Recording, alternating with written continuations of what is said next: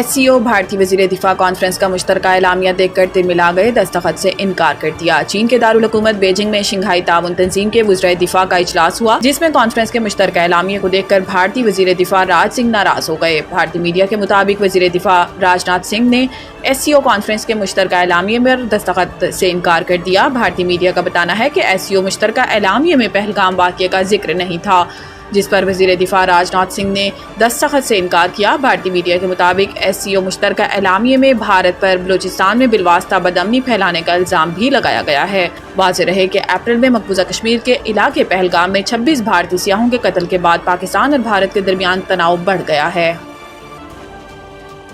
ایرانی قوم پاکستانی عوام کے جذبے اور حمایت کو کبھی فراموش نہیں کرے گی۔ ایرانی سفیر نے اسرائیل کے خلاف جنگ میں فتح کا جشن منانے کے موقع پر پاکستان کی جانب سے بھرپور حمایت پر زبردست خراج تحسین پیش کیا۔ ایران کے پاکستان میں سفیر رضا امیری مقدم نے اسرائیل کے خلاف جنگ میں ایران کی تاریخی اور فیصلہ کن فتح کے موقع پر پاکستانی حکومت اور عوام کو دل کی گہرائیوں سے خراج تحسین پیش کیا۔ سماجی رابطوں کی ویب سائٹ ایکس پر جاری اپنے بیان میں انہوں نے کہا کہ ایران پورے عزم کے ساتھ لڑنے کے بعد ایک منصفانہ اور طاقتور جنگ بندی دشمن پر نافذ کرنے میں باوقار کامیابی حاصل کر چکا ہے۔ انہوں نے کہا کہ اس سلسلے میں پاکستان کی طرف سے دی جانے والی غیر متزلزل حمایت کو ایرانی قوم کبھی نہیں بھولے گی۔ رضا امیری مقدم نے کہا کہ جب صہیونی حکومت نے ایران کے خلاف جارحیت کی تو پاکستان نے برادر مسلم ملک اور دوست ایران کے ساتھ غیر متزلزل یکجہتی اور حمایت کا مظاہرہ کیا۔ پاکستان نے اس مشکل گھڑی میں باوقار اور اصولی موقف اختیار کیا، جس پر وہ تہہ دل سے شکر گزار ہیں۔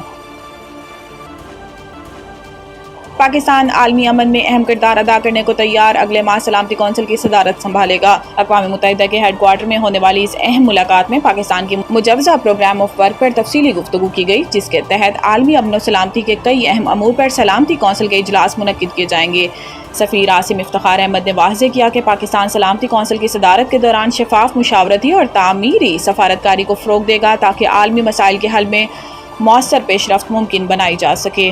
ملاقات کے دوران عالمی سطح پر جاری بحرانوں، خصوصاً مشرق وسطیٰ کی نازک صورتحال، افریقی اور ایشیائی خطوں میں کشیدگی اور اقوام متحدہ کے امن مشنز کی افادیت پر بھی تبادلہ خیال کیا گیا۔ پاکستان کے سفیر نے اس موقع پر اقوام متحدہ کے چارٹر کی پاسداری، پرامن تنازعات کے حل اور اجتماعی کوششوں کی اہمیت پر بھی زور دیا۔ مخصوص نشستوں کیس لگتا ہے PTI میں کوارڈینیشن کا فقدان تھا، جسٹس محمد علی مظہر۔ مخصوص نشستوں سے متعلق فیصلے کے خلاف نظر ثانی اپیلوں سے پر سماعت جسٹس امین الدین خان کی سربراہی میں سپریم کورٹ کی 11 رکنی آئینی بینچ نے کی، جس پر PTI کے وکیل سلمان اکرم راجہ نے دلائل دیے۔ وکیل سلمان اکرم راجہ نے کہا ہے کہ میں Sindh high court bar case کے فیصلے کا حوالہ دینا چاہتا ہوں۔ یہ فیصلہ مثال ہے کہ عدالت آئین بحالی کے لیے مداخلت کرتی ہے۔ 3 نومبر کی ایمرجنسی کے بعد کئی اقدامات کیے گئے۔ سپریم کورٹ نے اس ایمرجنسی کو غیر آئینی کہا۔ اس ایمرجنسی کے بعد کیے گئے تمام اقدامات بھی کالعدم کیے گئے۔ سلمان اکرم راجہ نے مشرف دور کی ایمرجنسی کالعدم قرار دینے کا فیصلہ پڑھ کر سنایا۔ انہوں نے کہا کہ عدالت نے قرار دیا کہ ایمرجنسی کے بعد لگائے گئے ججز کی حیثیت نہیں تھی۔ عدالت نے ججز کو ہٹائے جانا بھی غلط قرار دے کر بحال کیا۔ الیکشن ایکٹ 66 کے مطابق کسی بھی پارٹی کا امیدوار بننے کے لیے 2 اصول ہیں۔ جسٹس امین الدین نے کہا کہ آپ سینکڑوں ڈاکیومنٹس فائل کر سکتے ہیں، آپ کو کوئی روک نہیں سکتا۔ جسٹس جمال خان مندوخیل نے کہا کہ اپیل آپ فائل نہ کریں تو الزام کیسے دیں پھر۔ پنجاب اور خیبر پختونخوا کے مختلف شہروں میں بارش، موسم خوشگوار ہو گیا۔ پنجاب میں لاہور، سرگودا، بھلوال سمیت مختلف شہروں میں کہیں بوندا باندی، کہیں موسلادھار بارش سے گرمی کا زور ٹوٹ گیا۔ بارش کی وجہ سے کئی علاقوں میں بجلی کی فراہمی معطل ہو گئی۔ وزیر اعلیٰ پنجاب مریم نواز کی خصوصی ہدایت پر واسع الرٹ ہے۔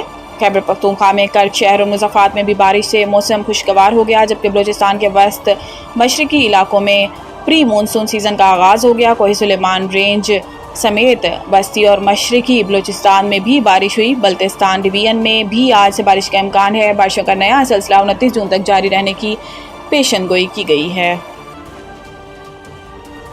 آسٹریلوی کرکٹر عثمان خواجہ غزہ کے معاملے پر فلسطینیوں کے حق میں ڈٹ گئے۔ آسٹریلوی میڈیا کے مطابق عثمان خواجہ نے غزہ کے حق میں بولنے کی وجہ سے صحافی کو نوکری سے نکالنے والے ادارے کو انٹرویو دینے سے منع کر دیا۔ عثمان خواجہ نے اس ادارے کو مائک دیکھا تو انٹرویو دینے سے انکار کر دیا۔ انہوں نے انٹرویو کرنے والے صحافیوں سے معذرت بھی کی۔ آسٹریلوی میڈیا کے مطابق اس عمل کے باوجود کرکٹ آسٹریلیا عثمان خواجہ پر پابندی نہیں لگائے گا۔ خیال رہے کہ آسٹریلوی ریڈیو نے غزہ کے حق میں بولنے کی وجہ سے معروف کرکٹر جرنلسٹ پیٹر لالر کو نوکری سے نکال دیا تھا۔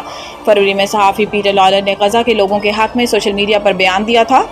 عثمان خواجہ سوشل میڈیا پر پیٹر لالر کے حق میں بولے اور نوکری سے نکالے جانے کو تنقید کا نشانہ بنایا تھا۔ انٹرویو دینے سے انکار پر پیٹر لالر نے عثمان خواجہ کی تعریف کرتے ہوئے کہا کہ عثمان خواجہ اصول پرست انسان ہے، مجھے نکالنے کے وقت بھی ان کی سپورٹ قیمتی تھی۔